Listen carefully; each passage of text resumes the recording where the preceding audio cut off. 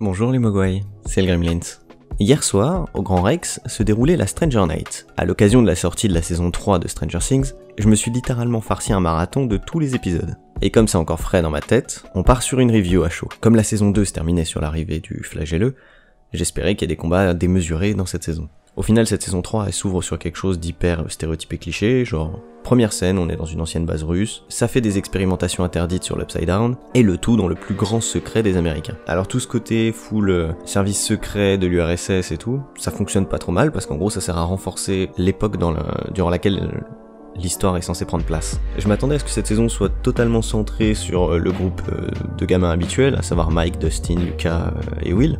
Et en fait, dans cette saison, ça va être beaucoup plus centré sur Hopper et sur la prise d'indépendance du groupe de filles. Eleven, au fil des épisodes, va s'affirmer, va se détacher des choix qu'on lui impose, et elle va tendre à une volonté de réaliser ses propres choix. Alors ce qui permet ça, c'est la mise en place de nouvelles relations, comme par exemple celle de Max et Eleven, et ça fonctionne bien parce que du coup ça permet de centrer l'histoire sur des personnages qu'on a moins vus, ou qu'on a eu le temps de moins développer dans les saisons précédentes. Steve Harrington, lui, va avoir un nouveau binôme, qui lui aussi va prendre beaucoup plus de place dans cette saison, et beaucoup plus...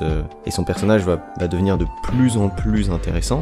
Déjà qu'il avait pris pas mal de lore dans la saison 2, là, cette saison 3 contribue aussi à enrichir pleinement son personnage. En revanche, c'est peut-être dommage qu'on abandonne certains personnages qui avaient été mis en place dans la saison 2. Je pense principalement à 12, le deuxième sujet d'expérimentation, mais d'un autre côté, je me dis que c'est pas plus mal parce que ça évite ce côté très disparate, très fouillis qu'on avait dans la saison 2. La saison 2, au niveau des lieux, au niveau du temps, etc., ça partait un peu dans tous les sens. C'était très fouillis, il y avait plein de trucs en même temps. Là, en fait, je trouve que la structure de la série dans sa globalité est beaucoup plus cohérente, beaucoup plus simple. Toute l'action va principalement se dérouler au même endroit, et en fait, ça va permettre de garder une certaine cohésion, tout en évitant de perdre du rythme, comme c'était le cas un peu plus sur la saison 2. Pour ce qui est de la relation entre Nancy et Jonathan, elle va être très présente en début de saison, puis va tendre à devenir un petit peu plus discrète pour laisser plus de place aux nouveaux protagonistes afin de s'exprimer, qui je trouve est une très bonne chose. Et je trouve que la construction épisode par épisode est vachement plus réussie que sur la saison 2. Là on revient un petit peu plus à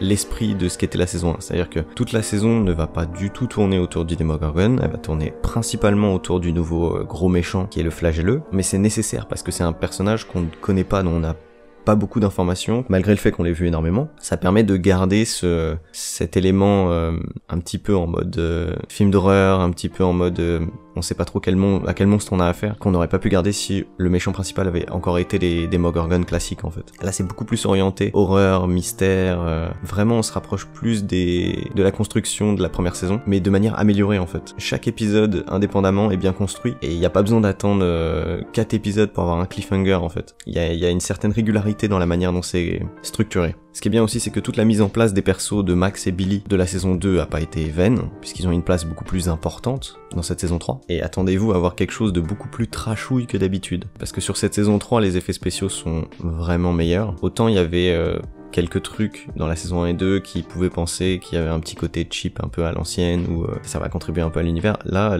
les effets sont vraiment clean. On part vraiment sur quelque chose de beaucoup plus visuel, de beaucoup plus dans la texture au niveau des méchants. Une espèce de masse organique dégueulasse, avec des os, des boyaux, de la chair, enfin c'est la foire à la saucisse du monstre. Et la justesse des effets spéciaux contribue à cet élément de dégoût en fait. On va retrouver les mécaniques de la peur classique de films d'horreur, mais ils ont utilisé ça de manière intelligente en gardant un équilibre avec des effets spéciaux très soignés et une ambiance qui va être beaucoup plus colorée. Là visuellement en fait en termes de réal, on part sur quelque chose de encore plus années 80, et c'est très soigné sur les lumières et sur les couleurs, sur les effets, c'est renforcé même avec les effets de fumée qu'on va pouvoir voir tout au long de la série. C'est vraiment full ambiance néon années 70-80, donc plus dans des teintes bleu-violet électriques, et c'est beau. C'est juste agréable à regarder, c'est joli, c'est super beau. Pareil pour toutes les parties où ça se passe dans le combat mental en fait d'Eleven. Il y a eu une réelle amélioration en fait sur l'ambiance qui est donnée à ce moment-là en fait, cette ambiance de vide, de noir absolu. Et les scènes qui se déroulent dans ces moments clés, elles sont tellement bien amenées, bien réalisées, que vraiment naturellement en fait ça crée une sensation d'étrange, une sensation de bizarre, un petit peu de perdition, qui vient totalement renforcer la série en fait. Pareil pour tout ce qui va être du domaine des souvenirs teintés de rouge, toutes les parties un petit peu quand Eleven est à la recherche de de l'ombre, de tout ce qui est méchant. Dans les précédents opus, on avait quelques jeux de nuages gris avec des effets rouges qui explosent en lumière de temps en temps dans le ciel pour donner un côté très théâtral en fait à la scène. J'aime énormément ce genre de parti pris et là ils l'ont vraiment balancé à foison et intelligemment. C'est beaucoup plus présent dans cette saison en fait. Des fois tu te retrouves dans des scènes où t'as l'impression en fait d'observer un rêve totalement filtré, teinté de rouge, avec une espèce d'atmosphère totalement fantastique et irréelle, très étrange, très bizarre. Mais bizarre dans un bon sens en fait. Bizarre dans un sens où t'es totalement admiratif et tu te dis waouh, où est-ce que je suis, qu'est-ce qui se passe visuellement, c'est juste stylé en fait. Mais ce qui va faire la force de cette saison, au-delà de sa construction qui a été améliorée, et aussi, si je l'ai pas mentionné, mais ses transitions sont bien meilleures. Il y a beaucoup plus de scènes qui paraissent fluides, et les transitions d'un groupe à un autre, comme ils sont tous stackés dans le même endroit, dans le même secteur, elles se font beaucoup plus naturellement, et ça ajoute un petit effet qui, en plus d'avoir énormément de style visuellement, va clairement booster le rythme de cette saison. Et je vais conclure sur la chose la plus intelligente à mes yeux qui a été réalisée dans cette saison afin de clôturer la saga, c'est d'avoir terminé le chapitre sur un personnage qui était pas forcément attendu. Toute cette saga va se clôturer en fait sur la résolution de Hopper, qui est une morale en fait ultra poignante et ultra triste, mais véridique, qui s'applique en fait à énormément de situations et qui personnellement a fait écho de manière extrêmement forte dans mon quotidien, parce qu'en fait sa conclusion, elle s'applique à énormément de moments de la vie, et c'est une notion qui peut paraître extrêmement simple, mais qui pourtant est ultra véridique en fait. Je pensais pas avoir autant d'attachement à ce personnage, mais comme dans cette saison il est montré sous un nouveau jour, il est montré comme étant un personnage beaucoup plus humain, avec ses failles, avec sa sensibilité, avec ses défauts, qui sont très nombreux, mais je pense qu'il n'y avait pas plus belle façon de clôturer cette saga que par ce dernier message de la part d'Hopper en fait. Hopper, dans ses paroles, vise juste.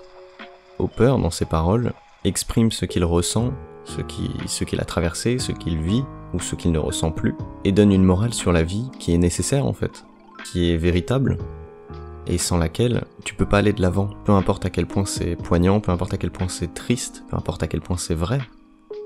Je trouve qu'au final la résolution d'Hopper est juste, et elle a réussi à me toucher vraiment directement en fait. Et je pense que c'est ça qui fait sa force, c'est de te dire ouais ok c'est une morale assez basique, c'est une morale très simple à la con, mais bizarrement elle s'applique à ma vie actuellement tu vois. Et je pense que c'était ce truc là qui permet de briser l'espèce de mur qu'il y a entre la série et toi, et qui va te permettre en fait de lâcher prise et de vraiment te connecter émotionnellement avec les personnages.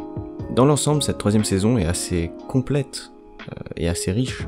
Je pense que tu regretteras pas si tu la démarres ce soir, et je t'encourage vraiment à te mettre dans les meilleures conditions pour la regarder, parce qu'elle en vaut vraiment la peine. Ouais, cette saison 3 est vraiment ouf, et j'espère que t'arriveras à t'en rendre compte autant que moi.